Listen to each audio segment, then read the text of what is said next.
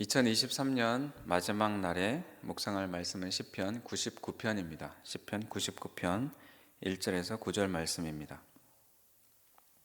구약 874면에 있습니다. 시편 99편 1절에서 9절 말씀입니다. 여호와께서 다스리시니 만민이 떨 것이요 여호와께서 그룹 사이에 좌정하시니 땅이 흔들릴 것이로다.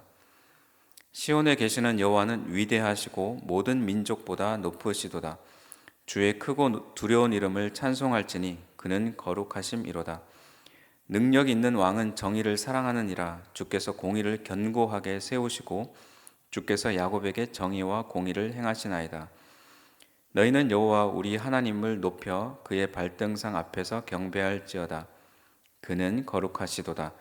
그의 제사장들 중에는 모세와 아론이 있고 그의 이름을 부르는 자들 중에는 사무엘이 있도다.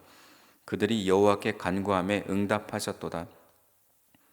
여호와께서 구름 기둥 가운데서 그들에게 말씀하시니 그들은 그가 그들에게 주신 증거와 율례를 지켰도다.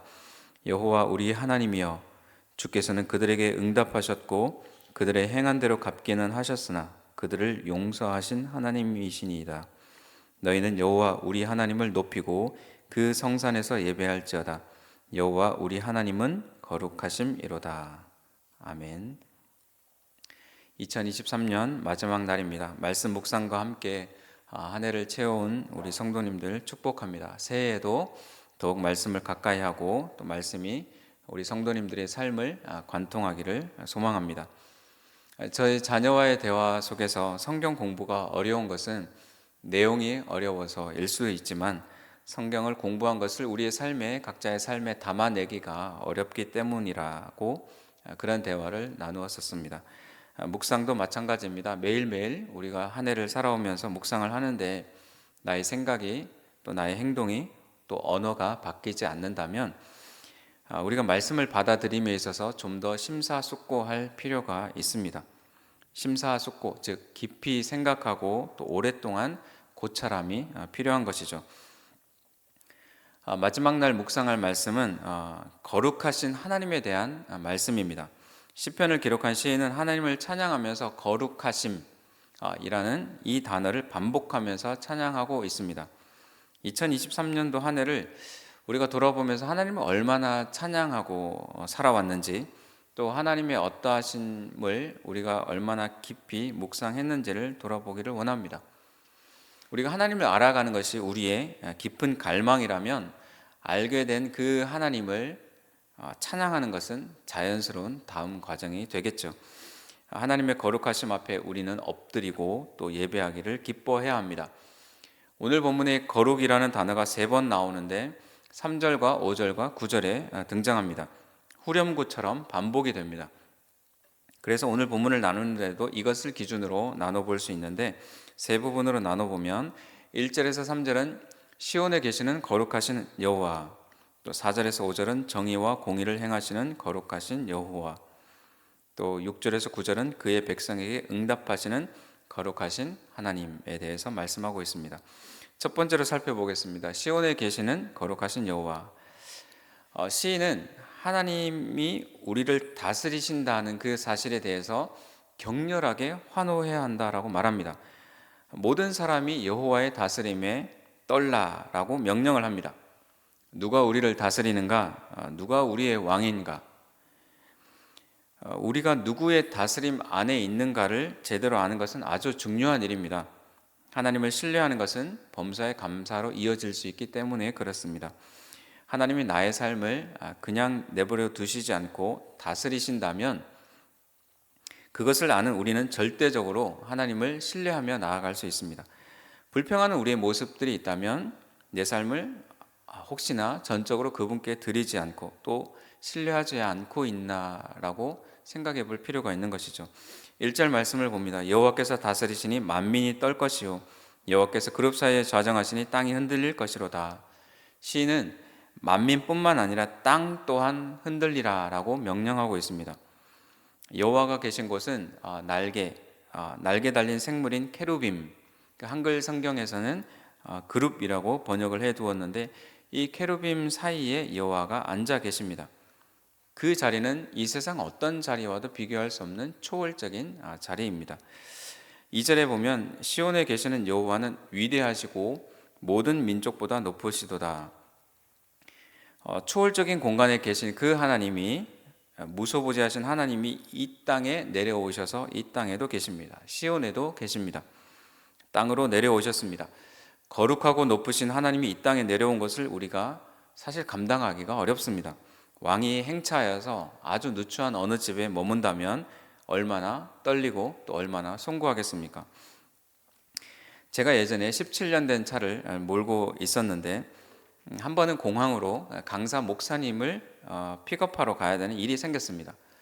다른 사람도 없고 다른 차도 없는 상황에서 제가 제 차로 모시러 가야 되는데 이런 차로 모시러 가도 되나 이런 생각이 좀 들기도 하고 신경이 쓰이기도 해서 그 강사님에게 죄송한 마음이 들었습니다.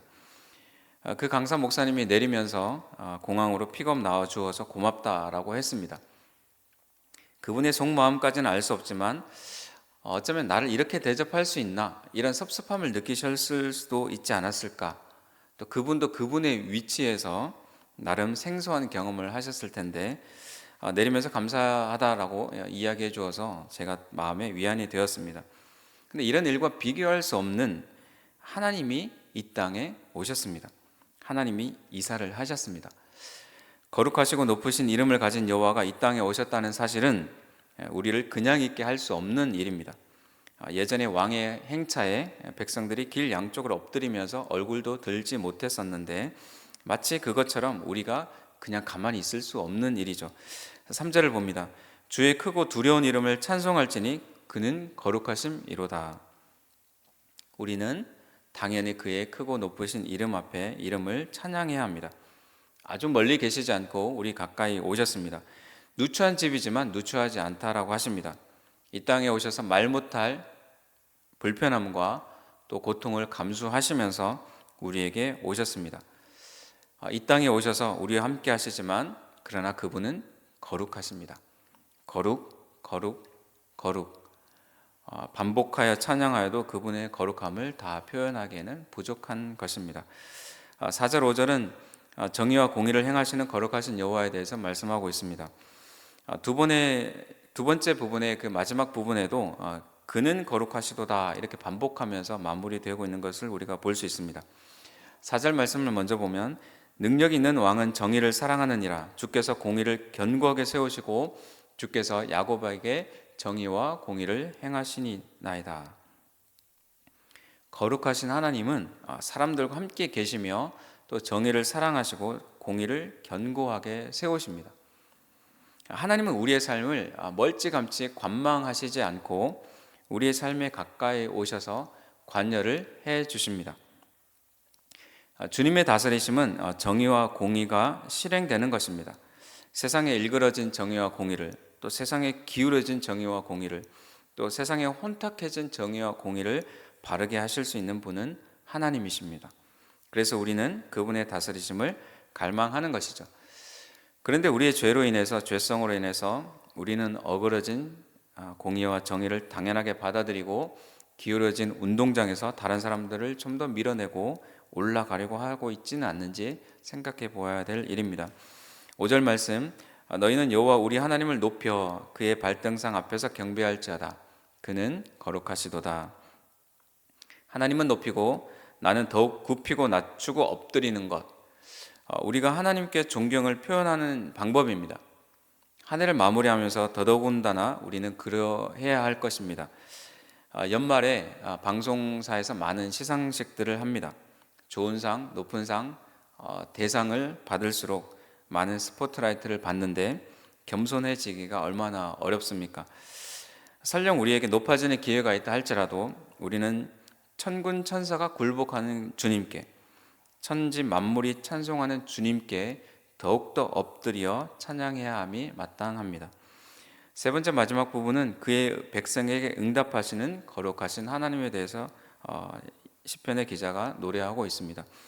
하나님의 이름을 불렀던 자, 간구할 때 응답을 경험했던 그 이름을 나열하고 있습니다. 6절에 보면 그의 제사장들 중에는 모세와 아론이 있고 그의 이름을 부르는 자들 중에는 사무엘이 있도다. 그들이 여호와께 간구하며 응답하셨도다. 우리의 이름 또한 모세, 아론, 사무엘처럼 기록되기 원합니다.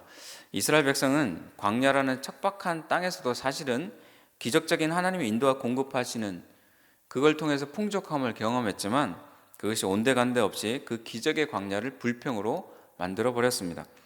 7절 말씀 보면 여호와께서 구름 기둥 가운데서 그들에게 말씀하시니 그들은 그가 그들에게 주신 증거와 율례를 지켰도다. 불평으로 만들었지만 그러나 그 가운데서 모세, 아론, 사무엘은 그 광야 같은 상황에서도 하나님의 말씀을 지키면서 살아갈 수 있다. 그 증거가 되는, 그래서 우리에게 교훈을 줍니다. 우리의 삶을 돌아보면서 한 해 한 해를 살아가는 것이 쉽지 않고 어렵지만 또 광야 같을지라도 그래서 우리가 광야를 핑계 대면서 말씀대로 살기 어렵다라고 불평할 것이 아니라 모세와 아론, 사무엘을 우리가 본보기 삼을 필요가 있습니다.